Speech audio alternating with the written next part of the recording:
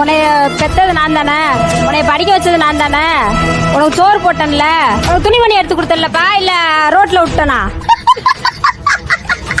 அந்தந்த டயத்துக்கு சட்டி போடையில சட்டி எடுத்து கொடுத்தேன், பேண்ட் போடையில பேண்ட் எடுத்து கொடுத்தேன். என்ன சொல்ல சொன்னா என்ன சொல்லிட்டு இருக்க? இது வரைக்கும் நீ போட்டுக்க, கழுத்துல போட்டுக்க சங்கிலி வரைக்கும் நான் தான் எடுத்து கொடுத்தேன். நீ படிச்சிருக்க பட்டம் வரைக்கும் நான் தான் வாங்கி கொடுத்தேன். பொண்ணு மட்டும் நான் பார்க்க மாட்டேனா உனக்கு? இந்த கிளி கிளிக்கிறாள் எந்த ஒரு காரியா இருப்பா? எங்க அம்மா என் சாதியில தான் கட்டி வச்சுச்சு. எனக்கு என் புருஷனுக்கு 1000 சண்டை வச்சு. மண்டைய உடைச்சு விட்டாரு, கைய உடைச்சு விட்டாரு, கால அடிபட்டுச்சு, எல்லாமே நடந்துச்சு.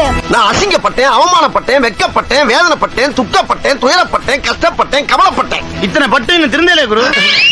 ஆனா என் புருஷன் என்னை விட்டு போல. இதுக்கு தான் ஜாதியில கல்யாணம் முடிக்கிறது. உனக்கு விருப்பம் இல்லாம தலையாட்டி பொம்மை மாதிரி நீ கல்யாணம் பண்ணனாலதான் இவ்வளவு கஷ்டம். நீயே சொல்ற மண்டை உடைஞ்சிச்சு, கை உடைச்சாங்க, கால் உடைச்சாங்க, சுயஜாதியில தானே கல்யாணம் பண்ண.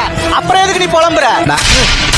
நீ கேட்ட ஒவ்வொரு கேள்வி என்ன செருப்பால் அடிச்ச மாதிரி இருக்குடா. இது வரைக்கும் என் புருஷன் கௌரவமா வண்டி 3 வண்டி வச்சு ஓட்டிட்டு இருந்தவரு இப்ப மம்படி வேலைக்கு போய் என்ன உட்கார வச்சு சோறு போடுறாரு. அதான்டா இந்த ஜாதி ஜாதிங்கிறேன். அப்புறம் எதுக்கு 3 தடவை டைவர்ஸ் கொடுக்கறதுக்காண்டி போலீஸ் ஸ்டேஷன் போன? இருந்த வண்டி வாகனம் எல்லாத்தையும் விட்டு பிச்சைக்காரனோட மோசமா நின்னோம். படிக்கிறது காசு இல்லாம கடை வாங்கி நின்னோம். எங்க உன் ஜாதி ஹெல்ப் பண்ணுச்சு? எங்க உன் ஜாதி நம்மளை தூக்கி நிறுத்துச்சு? கீழே தான் தள்ளிச்சு.